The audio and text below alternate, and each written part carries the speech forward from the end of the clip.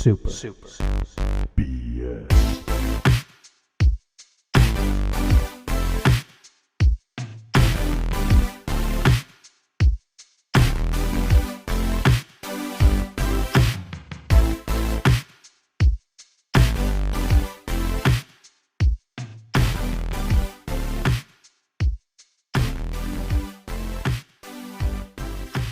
Well, la-di-da, here we are. It is I, lovable baby boy Brank, and I'm joined by... Jank rebooted. They hated my movie, so they had to reboot me, and here we are on Super BS rebooted. I don't think there are a lot of movies that are hated so much they're rebooted. Can you name one that actually was hated on the original intent that it then became rebooted? Just pretty much everything that's in theaters now is something rebooted or remade or redone. But it's not a reboot because people didn't like it. It's a reboot because they want to change every single thing about the original one, and then they want to make a new one. You are hated and reviled, as you said yourself, so they're rebooting you. So I don't know why they spent the time doing that reboot on you. They should have just let you die in the bucket where you were from. Anyways, that's not how we feel. We love you here, okay? And if you're wondering, like, hey guys, this is episode 0. How are we supposed to know who you guys are? This is our first time ever hearing you. Didn't you see the season 3 marker there? This is a reboot. This is Super BS, a podcast about sheds mostly, but sometimes about video games. And today we're going to talk a little bit about video games, okay? But before we get to games, we always like to check in. We love to do weather watches. That's our favorite thing. We are weathermen. That is our actual job. We are... Yep. We're weathermen, and we love the film The Weather Man, starring Nicolas Cage. So we do a recap. And The Anchorman, right? That's another one we're used to be into once upon a time. I mean, I still love Anchorman, but I like The Weather Man, starring Nick Cage, a little bit more than all those movies combined. Jokes really mainly because it's about here. weather. And then I like The Family Man just because it has Nick Cage. So how's The Weatherman? What's your favorite scene from The Weatherman, starring Nick Cage? Okay, I can't say I've actually ever seen the movie, so... Okay, we're going to have to cancel this podcast. We're going to try a new reboot next week, folks. Seriously, the fact that you haven't memorized and rewatched and know every line from The Weatherman starring Nick Cage... Is there actually a movie called The Weatherman with Nick Cage? You don't know of The Weatherman? Nicolas Cage, The Weatherman. With a score by Hans Zimmer. Ever seen the title? You're right. And he's got I remember this movie. He's got the bow and arrow on his back in the cover art. Yeah. I feel like you don't even remember good films anymore. You just know horrible stuff. Did you actually even watch this, or did you just remember there was a movie with Nicolas Cage and he was a weatherman? Doesn't matter. But the most important part is, how is the weather over there? You live in Indianapolis, Indiana, just so people don't know where you live. But how's that weather going over there in the Midwest? Yeah, the weather in Indianapolis is really great right now. Okay. Yeah, it's there's a high chance a tornado will happen again in the next week. It's been cloudy with a chance of meatballs. And, nice, Jinx! Buy me 3 Cokes. That's how it always goes. I know there's a Nicolas Cage movie for this somewhere. Yeah. If he was the voices of all the characters in Cloudy with a Chance of Meatballs, I would have watched it several times. He's a very dynamic actor. He could probably do it, and you probably never know. I do want to see his more recent film, Dream Scenario. Have you seen it? I have not. I think it's called Dream Scenario. It's very cool, yeah. Dream Scenario with Nick Cage. Watch it, love it, okay? But enough about weather, okay? I'm sick of this weather talk. That's not why they turn on our podcast. They turn it on because they love us, but secondly, because they want to hear about the games we've been playing. Games. Before we get to that sweet, sweet news that your ears are just begging to hear, what have you been playing, my boy? I have been playing Hellblade 2. What Senua's Sacrifice, I think, is Senua's Saga. Subtitle. Okay. Is that what it's called? Do you not even know? No, the first one's Sacrifice. I don't know. Yeah. I don't know anything. I don't even game, man. I don't know. Just to make it more confusing for you, Hellblade 2 is not even the first 2 words in the title.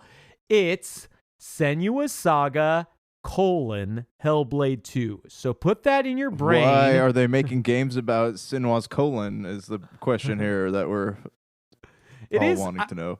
I will say it is a little funny that the first one's called Hellblade, Senua's Sacrifice, or Hellblade: Senua's Sacrifice. This one's called Senua's Saga: Hellblade 2. They literally did a reversal.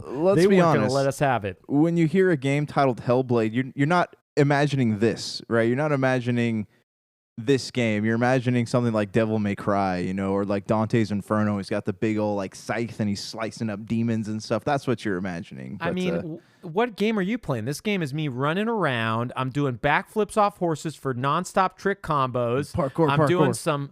I'm doing slides on the ground. I'm leveling up my sword 100 times per level. And then I'm just like, you wouldn't even understand how big the open world is for this beautiful thing.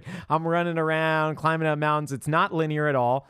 Just turn it on. It's not linear. And you could go do anything you want, okay? And it's probably the most open game I've ever played in my life. So this is exactly what I think when I think if it was made by Square, Ubisoft, yeah, possibly. Oh, man. Yeah, it is a very, very different experience from the one I described. That was joshing. I was joshing you, not the name of the co-host. That guy's name is Jank. Were you?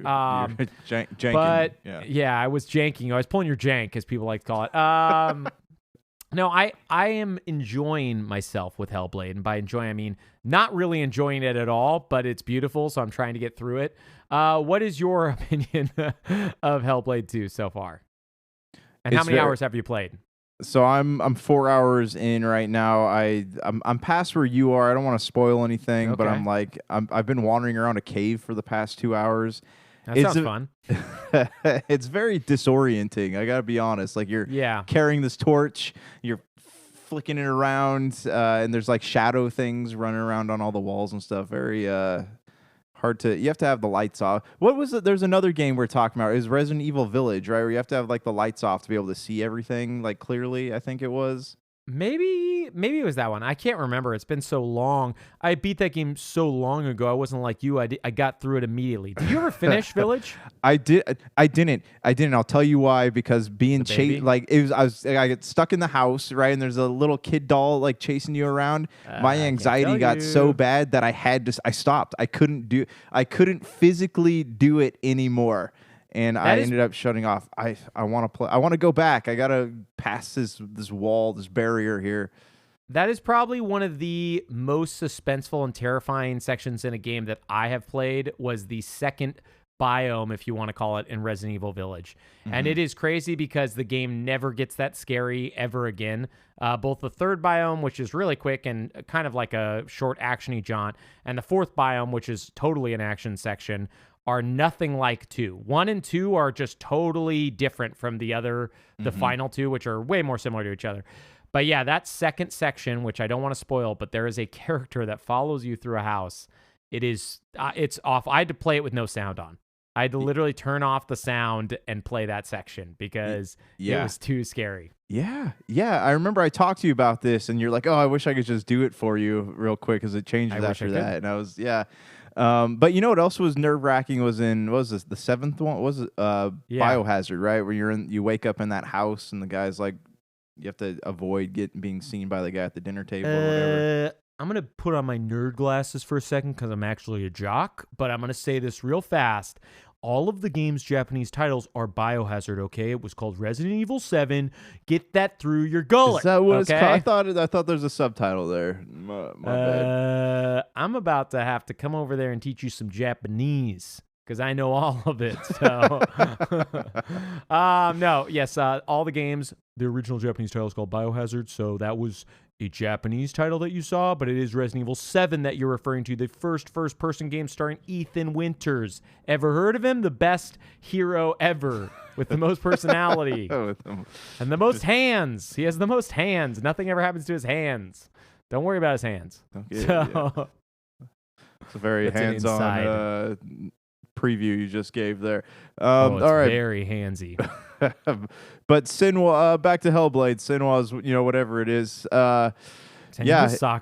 That's what I said. She is, or the game is. Sorry, not Senua. The game's very unsettling, but not as unsettling as Resident Evil. I think it's all like the voices that are talking. You're like, do this, don't do that, do that, do that, and you don't know like how many things are real. I haven't gotten far enough to tell. Like, because remember in the last one, you like get to the end of the game, spoilers, and you find out that all this stuff was like in her head. but Okay. now you're encountering people along the way that are actually like backing up some of the things that you're experiencing. So it makes me wonder, like, are they diving into the supernatural? Like, are there rules to this universe that are just now being established? I don't know. I'm really hoping that Senua Saga Hellblade 2 is the end of this series, not because like I hate it. I think like last week, I was never the biggest fan of the first one. I played less of it than I played of the second one so far. My biggest issue, which we discussed last week, wasn't the negative reviews for Hellblade 2, Senua Saga, or Senua Saga Hellblade 2. It was more the positive reviews for the original Hellblade and then the negative reviews for this one, when in actuality they're very similar games. I don't enjoy this style of game. I've never been a walking sim fan. I think the only walking sim I ever really loved was Gone Home, which was neat because at that time it was relatively novel and it was like an hour to play and it was totally open. You explored a house. Beyond that, I think What Remains of Edith Finch is probably the only other one I've actually gotten through and loved. And that has a lot of different gameplay sections. Yeah, it's really good because it has gameplay sections that break it up. I like this. Like, I want to finish this game. There are moments of it that I'm like, hey, I don't know if I'm going to get through it, but I don't want them to make another one. This is very loosely a game. This is much more of a movie, and it's much more of an art house film at that. Okay, so I was actually thinking that same thing today when I was playing it this afternoon, and oh yeah, afternoon my delight, experiences are more recent than yours, bro. Oh man, gonna find my baby, gonna hold her tight, gonna get some afternoon delight. That's your favorite song, and that's so what I you was were listening doing. to that while I was playing the game. How did you know, man? I was like, How different would those experiences be if you were listening to Afternoon Delight while playing Hellblade 2? I think it'd be a completely different game. That would be good. But yeah, I mean, I was sitting there playing the game, and I'm thinking to myself, you know what? Like, I don't think I could do this through another game. How many times am I going to do like the same puzzles, the same style puzzles? Listen to these voices. Like, the gameplay is almost exactly the same as the first one, and I don't. Like, at least we talk about God of War a lot, how like 2018's and was it 2021 or 22's 2022's, yeah. 2022's game. Like, yeah, I mean, they were more or less the same, but at least there was noticeable changes in gameplay and mechanics and things like that. And this one, there's not really any of that. Well, it just looks cool.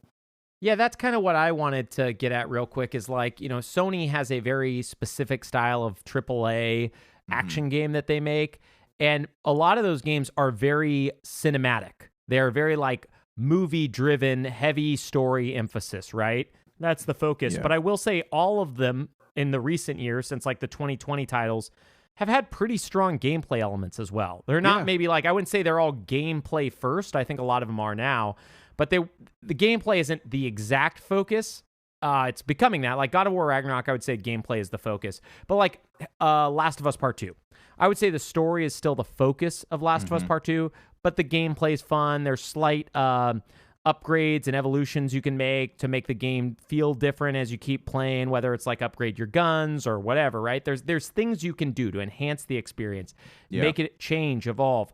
Hellblade 2, I got there's an item that you get that allows you to slow down time. From what I understand, that is the only item you get, and there are no skill trees or ways to level anything up or ways to get stronger or ways to change any part of the game.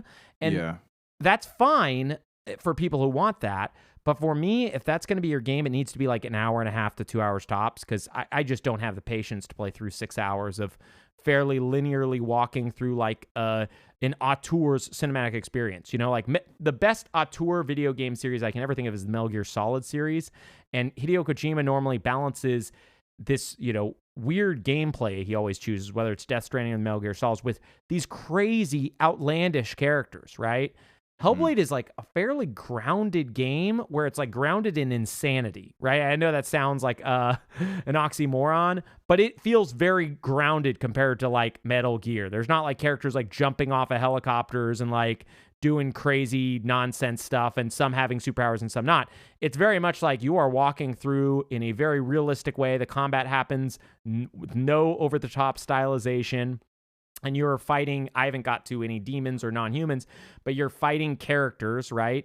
And then the only outlandish things are like the spiritual elements in the game. But even they feel very, at least where I am, very grounded. They just feel like, oh, she's losing her mind, so now I'm walking here. But none of it feels like over the top or something that's like pulling me in, like, oh, like one of my favorite memories of gaming ever was playing Metal Gear Solid 3 and getting to the end boss, right? I don't know if you know who that is, but he's like this old man who's a sniper, and I think there's a way if you wait him out, he'll die. I can't remember, but it's like there's a lot of interesting things about these characters. Or when you see Ocelot the first time in that game, he's just got this over-the-top, outlandish, just like you want to know more. So far, Hellblade 2 is really grounded to the point where it's like, I don't really want to know more. I don't care that much about Senua. Obviously, I didn't play the first one, so maybe I'd care more if I played the first one. But it's going to be hard for me to finish it. I don't think it's a bad game. I think it's one of the most beautiful games ever made. I just think it's not truly a game, and as I get older, I have less patience for things that are just story-driven experiences that are like, hey, watch this for 6 hours. Like, that's hard, you know? Yeah, no, I completely understand. Like, there's some parts too where like you label it as a walking simulator, and I think that's a fair title for it, because there are parts too where like the sprint button's locked off, like because they want you to walk and slowly, because there's dialogue playing, between her voices and the narrator and all this other things going on, and you're just stuck there. And some of those scenes take anywhere from 10 to 20 minutes to get to the next part of the game where you're actually able to move a little faster, and it does really bog the game down. And another thing with like the enemies you're talking about, like there are no not random, but like there are no enemies actually walking around on the map. Every time you get attacked by something, it's like all of a sudden you're jolted into this combat experience where someone's like grabbing you and flipping you around, and then they're attacking you, or you black out and all of a sudden you wake up and there's an enemy standing over the top of you, and it's everything is staged in the game. Like, it holds your hand from start to finish, and it doesn't even, like, I don't know if you've had any experiences dying in the game, but like I have gotten to points where I'm like, clearly I should have gotten a game over by now, and it just doesn't even let you do that. I'm a God mode style gamer. I beat Elden Ring, so I do nonstop Elite 420 sniping, 360 degree no scopes. So I do a lot of 360 Elden no Ring, scopes you do on no scopes in Elden Ring. Is that, yeah, I do that in Elden Ring, and in Hellblade, I brought my rifle. sniper rifle out and killed a bunch of the bad guys. So I didn't even really use the sword in the game. I just brought a new weapon in. They didn't even know, but I wrote my own code into the game just to do some lead stuff, lead skills. Yeah. So I'm not a pwned noob like you are. But anyways, no. So I've never died, and I don't actually know what the death thing is. If you remember, the big hook for Hellblade 1, which is so funny, is they made this claim that if you died too many times in the original Hellblade, you would lose your save, which ended up being a total lie. We talked about it in the original Super BS run-up in 2017. So I don't think they wanted to try that again. That was a fake trick that they tried to play on everyone for a long time that was based in unreality, which is, I never understood the love for the original Hellblade. I won't totally understand the love for Hellblade 2, but I'm hoping that Ninja Theory, because they seem to have incredible graphical fidelity chops. I'm hoping Ninja Theory makes a game that balances these chops with like actual fun gameplay. Because while I never played Heavenly Sword, the PS3 launch title, I beat that game. I remember that. I do think that title was way more gameplay focused, and I played some of Enslaved, A Journey to the West, which was also them, and that is way more gameplay focused. That's actually much more of a game, right? So I'm interested to see what they do next. I'm hoping they're done with this. And if they're not, I'm hoping they don't make this same game a third time. Because if they do, I think they're going to be walking into a scenario where, like this, it's going to find a really limited market, and you kind of can't, like say you can't, they're Microsoft, they're multi-billion-dollar company, they can do what they want, but you probably shouldn't make a super niche 7 years to make title that a lot of people aren't even going to play or walk through, Yeah, I absolutely agree with you. I'm one of the. This might make me unpopular, but I thought that their run at DMC was actually really, really good. Oh, I forgot they made the DMC reboot as well. Yeah, they've done a lot of things. But none of what has happened in that game or Heavenly Sword or Enslaved has translated into Hellblade. Like those were all very fast-paced games, and this is something like you have to will yourself to finish. Which is weird because the first one wasn't like that because you're so intrigued about what was happening. But like this one, well, you were. I wasn't. Obviously, I enjoyed it, but like. Yeah, but this one I'm like finding myself like I'm like, okay, I'm gonna sit on the couch and I'm gonna play Hellblade for another like 45 minutes and see what happens. Well, we don't have another 45 minutes to talk about Hellblade 2, okay? We've got a lot of ground to cover today, Jank, and all the listeners are sick and tired of hearing you bemoan how much you hate it. I was just singing its praises this whole entire segment, okay. Yeah. and you were over there blah, blah, blah, I hate it. And I'm like, man, this is the most beautiful, gorgeous game ever. So let me get to another beautiful, gorgeous game for you that's incredible and a lot of fun. But truly, this one is fun to play. I've been playing a lot Nicolas of Nicolas Cage and the Wicker Man, right? That's what we're talking about next? All right. The game, yes. We're going to talk about Nicolas Cage, the Wicker Man, the game, the one we made. No, I have been playing Paper Mario, the 1,000-Year Door remake on Nintendo Switch. Did you ever play the original on GameCube?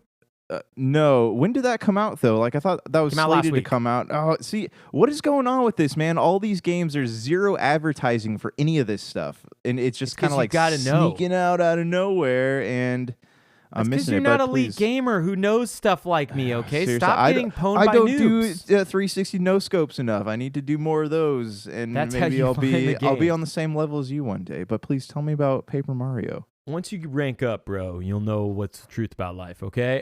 Paper Mario 1,000-Year Door remake is very similar to the original Paper Mario 1,000-Year Door, which I believe came out like 2004 or something. I'm going to check real quick.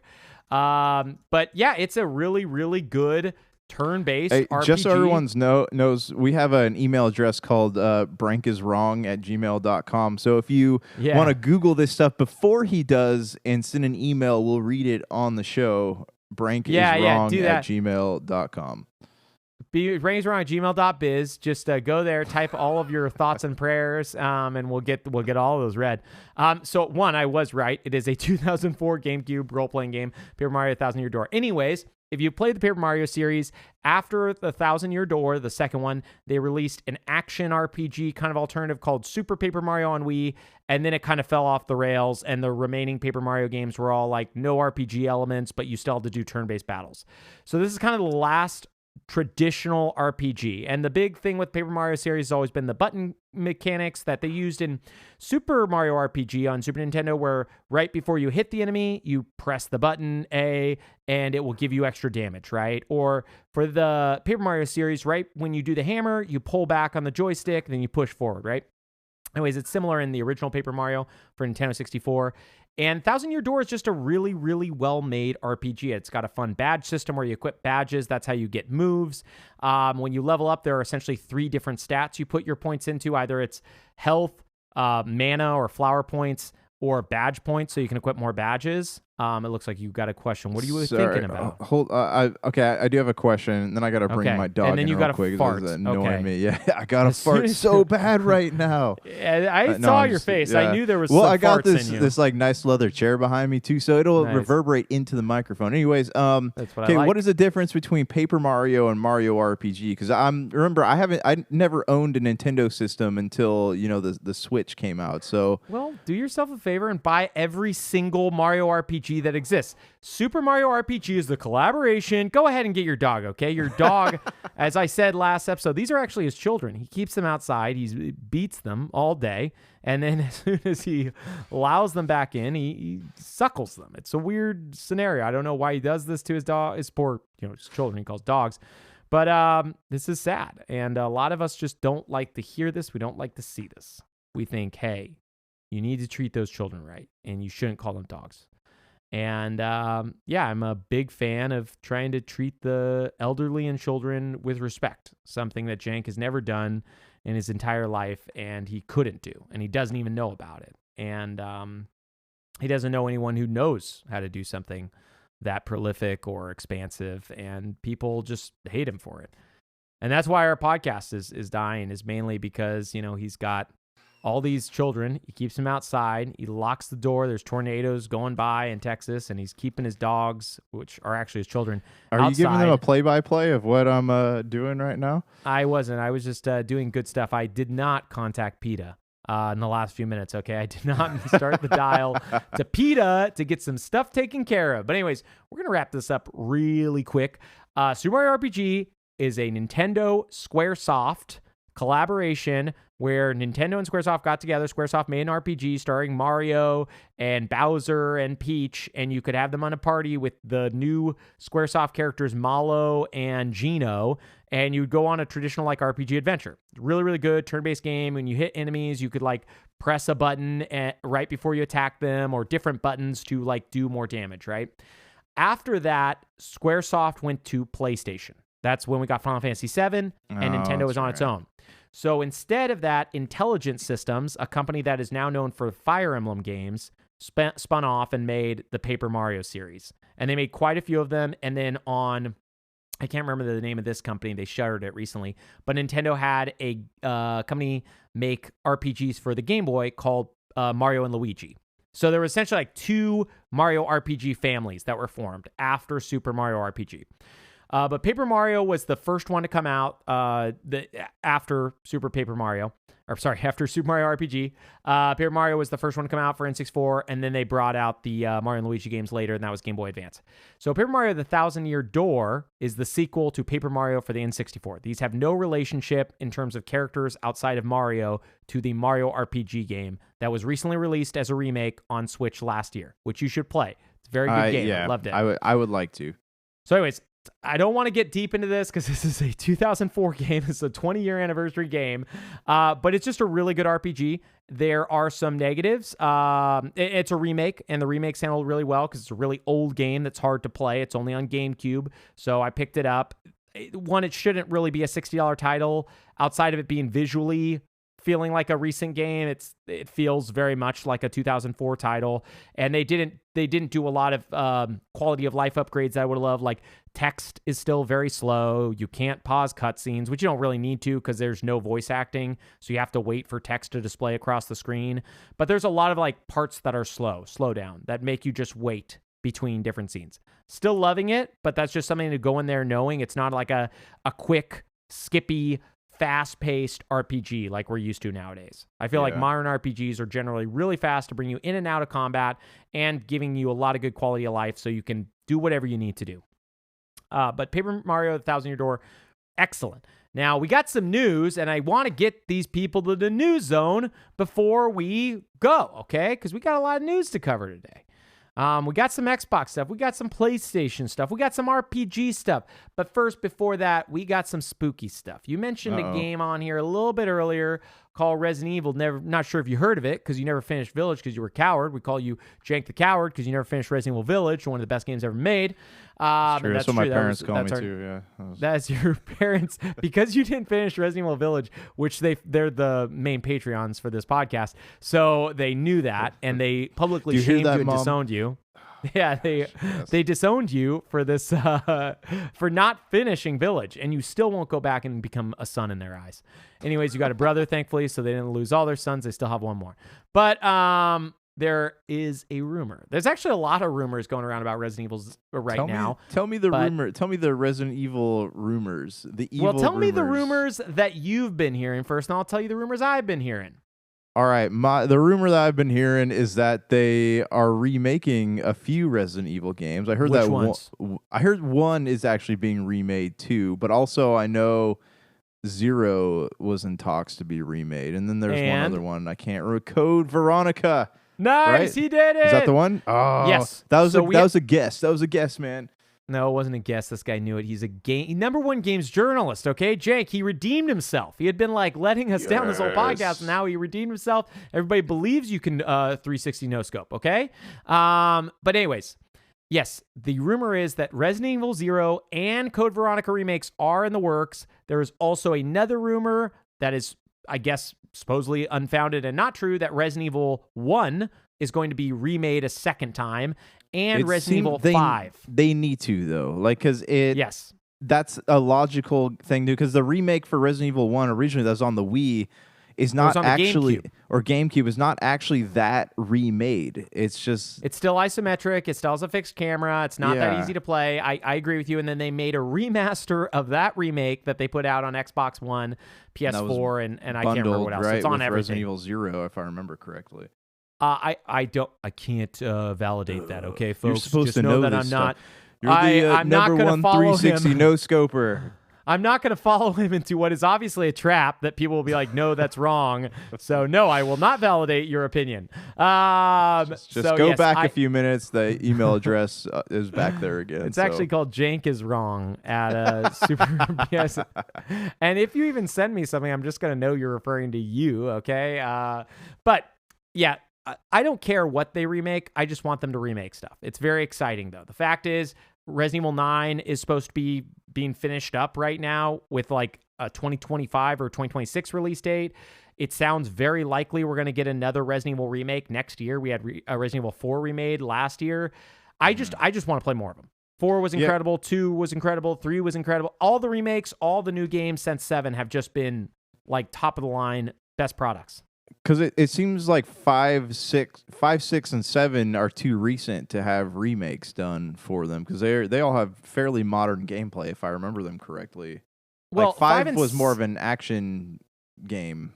Yes, 5 and 6 are much more modern than the other ones that were remade, but you could argue that 4 was also very modern and did not need to be remade. They had a remaster of it on Xbox One. Yeah.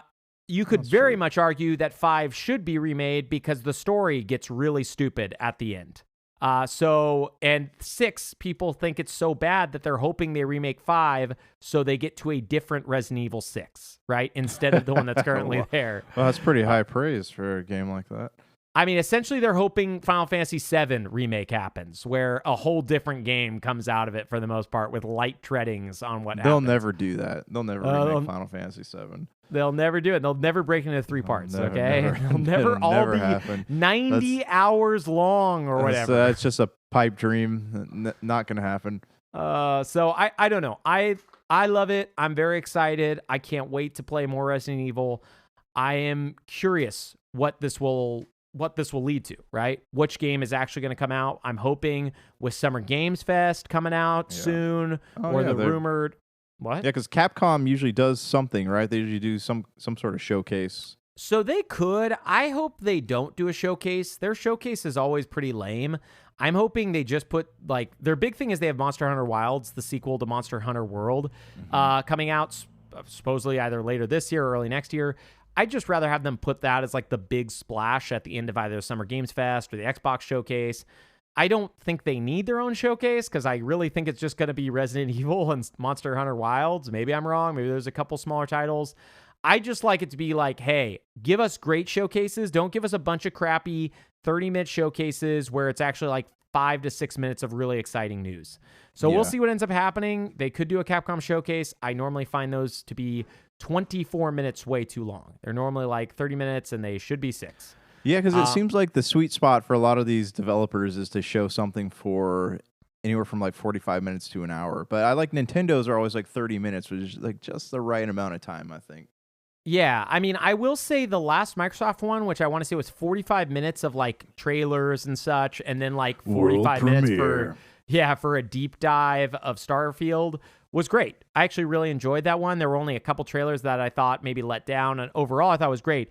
But speaking of showcases that were supposed to happen or that may or may not happen, there was a rumor that the next PlayStation event, either a State of Play or a showcase, was supposed to happen in May. Now, it is today, date of recording, May 28th. This has still not been announced. This showcase was supposed to entail games like Astrobot, which I don't know if you played it, but Astrobot, which I talked about on this podcast years ago in 2020 was probably, or 2021 was my favorite PS5 game. Still is. Is that related to Astro's Playroom? Astro's Playroom. Sorry. Astro's Playroom is my favorite PS5 game. Astrobot is the name of the character. And they had an Astrobot Rescue Mission, which was the PSVR original title, which is what the character was spawned from. There is supposed to be an Astro game coming out, and it's supposed to be showed in this showcase. And as we've talked about in the other episodes so far, which you'll never hear because they're in the vault, they were too risque for the world, okay? But as talked about before, they are... PlayStation has a really light year. The only thing that is supposedly coming out is Concord, and we don't really know anything about I don't know it. what So that is, yeah. they do need. Yeah, it's a multiplayer live service game that they're supposed to be making. Oh, there's not It's enough of those rumored out. to come out you know? this year. It's like, Yeah. no one ever makes those games. Not enough, and they don't have enough microtransactions. And I just want to buy all the Michael Jackson skins in all of them, okay? And I want to dance. I want to, Yeah. but dude, I'm just bad. What can I say? Yeah, yes, it seems like a no-brainer. I'm sorry I cut you off, but it seems like a no-brainer to make an Astro game, because I know we talked about this right when the PS5 came out. We were both singing praises about that, that game, which was only as what, like 2-3 hour game, but yeah, it seemed like it's that. about 2-3 hours. Yeah, and it showcased all the functionality of the PlayStation and the controller. It seemed like it would be a dumb move not to make like a complete experience with something like that. Are you sure it's not an all-brainer to release it? Because I think it takes all the brains to put that game out, okay? It's a all of them no-brainer working is what that simultaneously. is. I did hear someone with a very interesting idea that they will release it alongside the PlayStation 5 Pro model, and that maybe it could show off whatever that does. And then the people that were talking with that individual were like, that would be stupid, because if the PS5 Pro does come out this year, which it's supposed to, which they also need to announce at some point, it's not really going to be that different, right? It's just going to upscale things or increase fidelity or resolution. They just released a new PS5 though, didn't they? The Slims. Or frames, I should say. Yeah, the Slim came out last year, but that's not like a Pro model. That's just like the same model, I thought that just without a was disc supposed to drive. have more like processing power. Okay, all right. No, so there's supposed to be a PS5 Pro coming out this fall.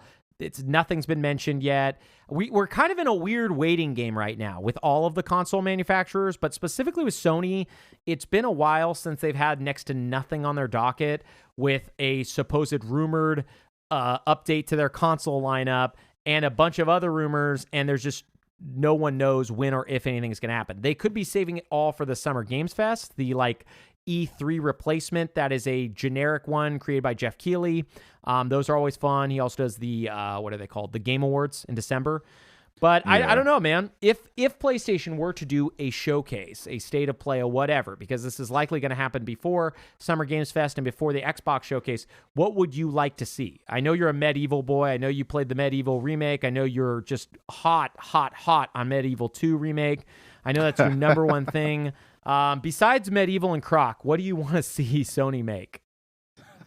You know what? Like, truth be told, and I know we always talk about this, I would love to see a Croc remake. But no, I would actually really be a fan of. There are two games I'd love to be remade. One, the Legacy of Kain, the Soul Reaver game. Remember that? That came out, around the same time Spyro the Dragon did. Mm-hmm. And Legend of Legaia is another one, but I don't know who owns that property anymore. I mean, Eidos was the one who made Soul Reaver, but if you remember, they were purchased by Square Enix, who sold them, and then they were purchased by the Embracer Group. And I believe they're one of the few companies that the Embracer Group hasn't sold yet. And I want to say currently what was Eidos, which became Crystal Dynamics, is now working on the Tomb Raider game with Amazon. So that is my understanding. I could be wrong. There could be parts I missed.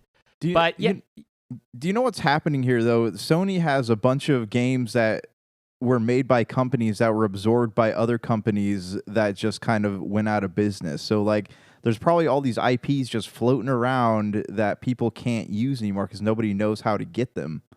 Yeah, I mean, that stuff's not really Sony's fault. Like, the game you mentioned's an Eidos game. That, like, maybe Sony helped publish it. I have no clue. That came out at the time when you couldn't easily create games on both PlayStation and Nintendo 64. One was disc, one was cartridge. They had very different, capabilities, right? Like, they were harder to design. It's not like modern games where you can literally, to some extent, export the game to a different console, with obvious. It's not that simple, but like that. So yeah, I don't know. I don't know the history of that, but there are games like Legend of Dragoon, which is a Sony property that I just think we'll never see again because that was created by like the Sony Interactive Japan. And I believe that was one of the companies shuttered last year. I think we talked about, maybe it was even shuttered a lot longer ago. I think we might have talked about it on the podcast because that was the company that made the Gravity Rush games, Gravity Rush 1 and Gravity Rush 2. Yeah. So Legend of Legaia, the company Procyon Contrail made it, and they're out of business now. So I think that's another like IP that is just not owned by anybody right now. I don't know how that works. I don't know at all either. There's just a lot of games that we can probably expect we'll never see again, and the annoyance is unless you want to emulate it, you'll probably never be able to play it either, because they're realistically never going to make it available unless somebody gets the holding for that. My guess is some bank owns it, right? Like somebody bought Procreon, Contrail, and they're like, hey, we just sit on these IPs. Maybe somebody will pay us money for it someday. Otherwise, they owed us like $10 million, which is chump change for us. So let's not do anything with it. For me, though, man, because I'm not a loser who's into Medieval and Croc and Legos of Kane or whatever you like, because I'm not dumb. I actually would. This is a weird one. I don't know why they let Siphon Filter die. I actually really liked that series on PlayStation 1. I thought they remade that game, didn't they? Or re-released it? The last Siphon Filter made, I believe, was for PS3. I don't think they made one on PS4. They've re-released the PS1 titles on PS5 in the classics thing. I thought that. Yeah, that's weird. But okay. I feel like that would be a great, since we no longer have Siphon Filter, since we no longer have, what is it called? Not Metal Gear, the one that was made by Ubisoft with Splinter Cell. That's right. Whatever happened to that? Why don't they make a new one of those games? That seems like a no-brainer to me. Like, just do it. That's an all-brainer again. Okay, it takes all the brains to get. It's a no-brainer, man. Why don't you just make the game that's going to make you money? Well, it's because you got no branks on it. You got to get at least one brank on there, and then you'll get it done. It seems like they should put that out, right? Now that Metal Gear Solid is owned by Konami and Hideo Kojima's moved on, now that Splinter Cell seems to be in limbo for some odd reason, why not create a Siphon Filter? Like, I feel like people enjoy those games, and you could make it enough like of a Sony quadruple A that there's something there. But again, that's something I'd like to see. I don't think we will see it. I don't even think there's been a rumor. I was always kind of surprised they stopped making SOCOM. I feel like that was a popular multiplayer shooter on the PS2. That was like the original multiplayer shooter. Like, that was, remember, you bought the box and it came with the headset that you can connect to your buddies online. Like, that game was huge. Yeah, it's a kind of a wild thing, but just because I don't want to keep us all in this Sony-only zone, and I'm kind of getting sick of talking about only Sony titles, I want to bring up the fact that Square Enix recently announced that they're sick of Sony too. They are now going to be finally no longer a weird second-party studio that mostly publishes to Sony and Switch. They are going full third party, baby. And they did a few other articles came out. Yeah, so with that, the first piece of news, the rumor is that the Dragon Quest III HD 2D remake that I think we talked about on the original Super BS, I could be wrong, but I know we discussed, you, me, and the doctor, that is coming out to Xbox, PS5, PC, and Switch. And I am ecstatic. They also announced that Dragon Quest XII, a game that they announced with just cover art or a title splash screen, is also still being made, because if you remember, they like cut a bunch of stuff. But what are you excited to see out of this new Square Enix, this third-party Square Enix, the one that we essentially had 8 years ago that went to first-party Sony? Yeah. I would love to be able to go back and play some of the older Final Fantasy titles on the well, actually they already have them out, right? So I mean, I would love to, like, if I had the ability to go back and play like 16 again, like on Xbox, and earn achievements, like I would love to be able to do that. Pretty much everything. Oh, the what do you call it? The Pixel remasters have not been placed on Xbox, so that would be another one I'd probably be interested in playing. Dragon Quest, though, what are the returns on those games? Is that still like a pretty popular franchise, or is that, I mean, in Japan it's the most Final Fantasy? Yeah, in Japan it's the most popular franchise. Like, they have to release it on Saturday. I believe they release them on Saturdays because so many people called into work and didn't show up to school to play it that they literally had to change the date that they released that game. Dragon Quest XI was, I think, a big success. I don't know how it was in the U.S. Obviously, like you mentioned, Final Fantasy has always been the popular one for the U.S., but Final Fantasy has been waning in the past few years. Remake did really well, but it came out at a time when we were all locked at home. It came out literally at the end of March of 2020. So, like, the perfect time to be like, hey, you can't do anything, so play this RPG. It was also on PS4, which was the most successful console at the time. But yeah, I'm just excited to hear that Square Enix is, one, not letting the 2 Dragon Quest titles they announced die, because they've been doing like weird spinoffs and stuff, and there's been no mainline Dragon Quest game announced, made, remade for a long time.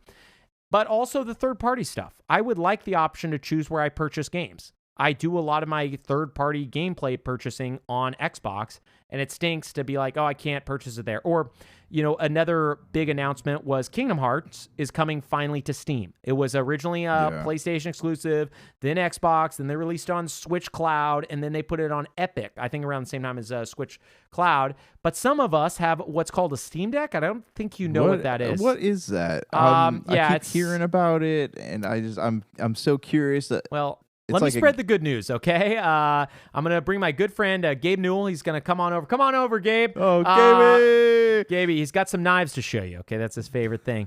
But no, I love my Steam Deck. We've talked about that at great length because it is one of the greatest consoles ever made. But I couldn't play my Kingdom Hearts. And I needed to know the story of Roxas and Sora, and Roxas is nobody, and Roxas is heartless, and Roxas is other, and the other Roxas who was different from Roxas is heartless. Sora, yeah. And Agamemnon and all those guys. I need to know about all of them, okay? They're my favorite ones. Is he the villain in Troy? And he's not a real-life historical character, okay? He comes from Troy. They made him up in Troy. My boy, we've got too many stories to go over, okay? No more Troy talk. You'll get us stuck on Hector!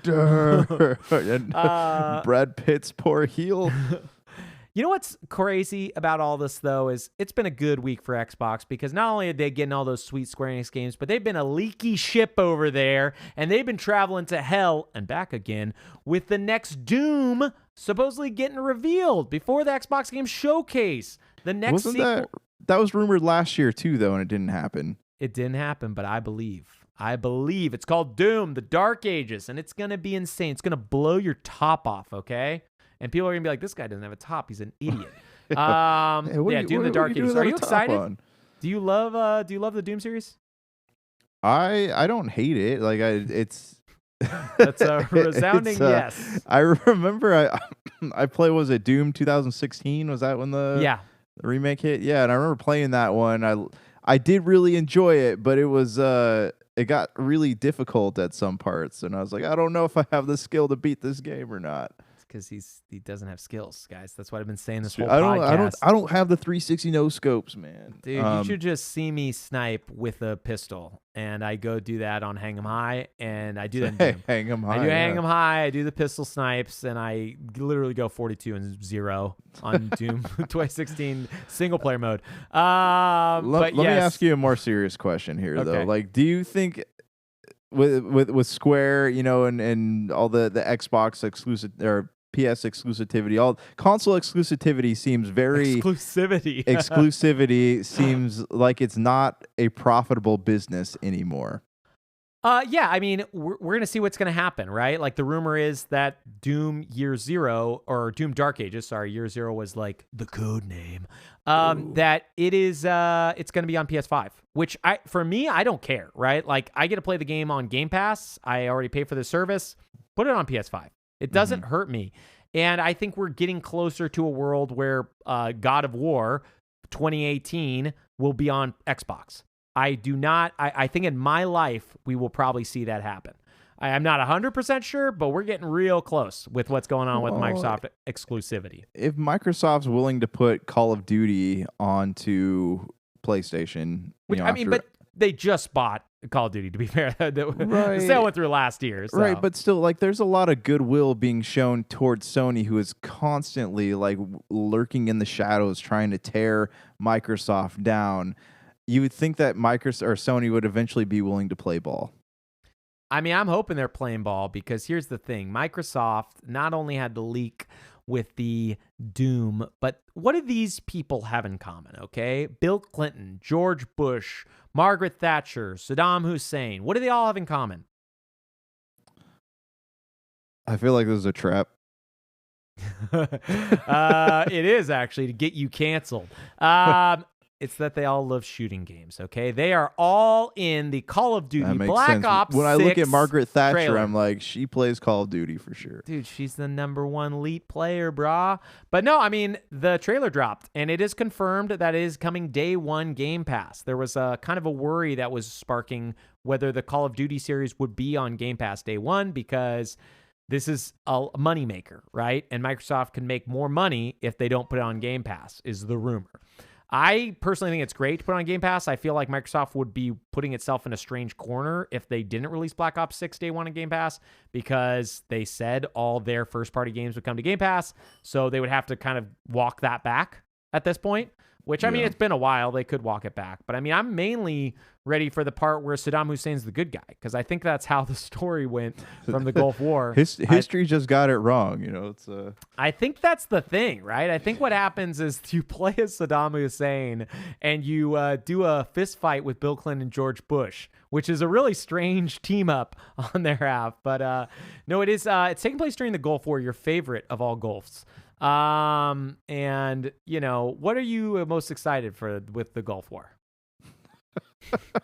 How much Gulf War do you like, and why do you like the Gulf War so much? Everybody on this podcast needs to know. Okay, I personally detest war, but you talk about it. You have that, especially the Gulf War. I loved the sand is my favorite part about that. Okay, well, I mean, and Bill Clinton. He was pretty great George too. Bush, At some point, yeah. He played saxophone. If I had to believe The Simpsons, which I do, he's a saxophone player.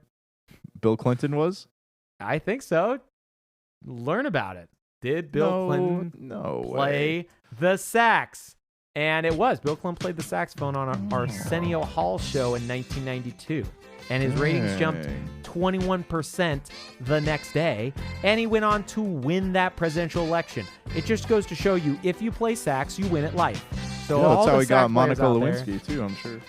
Oh, man. We could do political jokes on the show. Oh, man, we needed Stank Bank, okay? Because if he comes on here, our approval ratings are going to jump 21% when he lays down a sexy sax solo, okay? He's a saxman.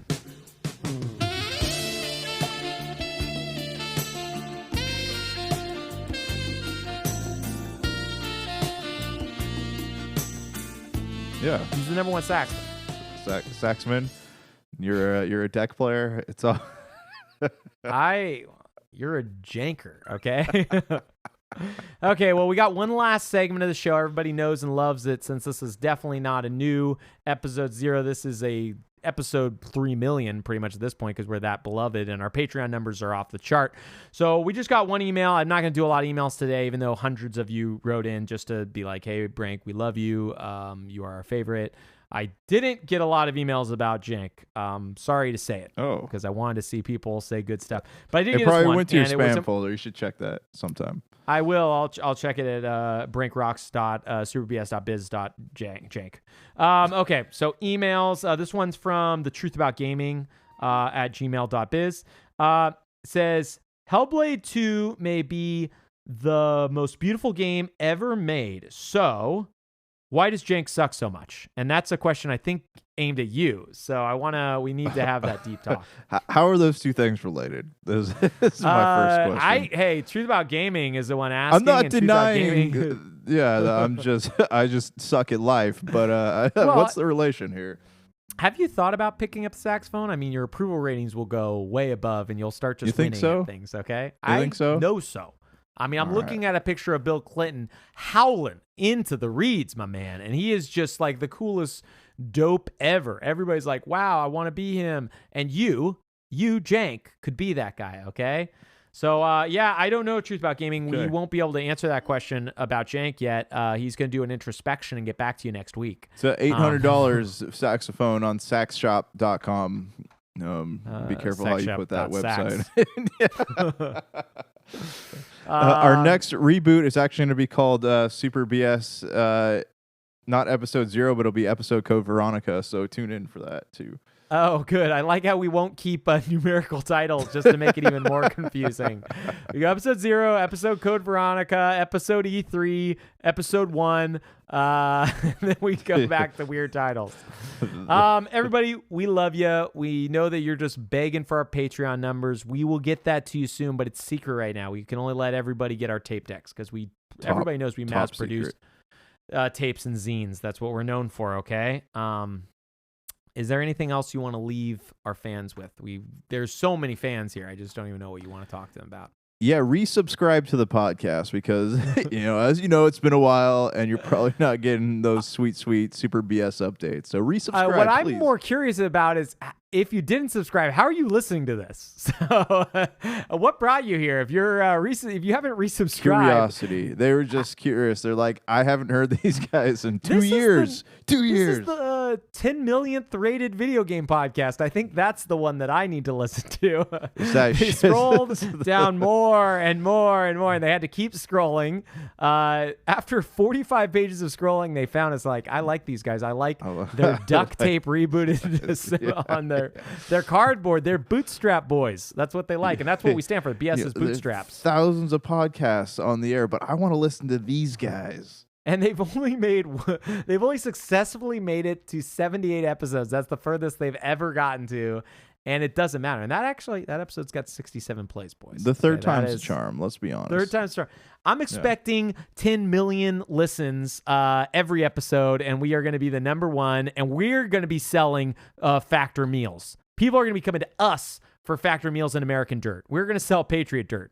And it's one of my favorite people. Factory meals. Factory Meals and Patriot Dirt, and those two sponsors we're gonna sell all their stuff, and you're not a patriot if you don't buy the dirt from us. So buy it. And toughsheds.com also. Tough Sheds, we go there. That's our favorite place. Yeah. And Top Sheds and Top Chef. We also are just we sponsor Top Chef. Yeah. Yes. Any chef-based shows that actually so whatever you sponsor with us, all of our Patreon money just goes back into those productions because we just believe in it. And that's what we want you to do, is we want you to believe in you too. Amen. Okay. Well, we will talk to you next week. We're ready for your Dream 3 predictions. Email us all at superbs.biz.brank.balls.borneo. And everybody knows that's how we get over there. In that order, please. Just make sure you have to get it exactly right. All right. And you can learn about Senua's colon. Like, it's been a great show. It is. It's been a great show. By us. Reviewed by us. If you go on the reviews, all the positive reviews are us, our alt accounts. This one is good. We like them. They are good, hardworking people. Signed us. 3 stars out of 5. I would love it if we gave ourselves 3 stars. They could do better, okay? They're not that good. We wish they were funnier. They should be funnier, okay? That's their job. They're both comedians for a living. Okay, my boy, get your comic skit run up, okay? Get that workshopped, and I will see you next week for WWE. Peace.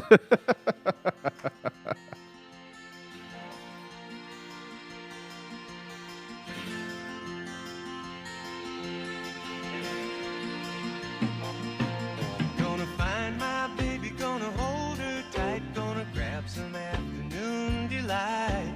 My motto's always been, when it's right, why wait until the middle of a cold, dark night, when everything's a little clearer in the light of day, and we know the night is always gonna be here anyway.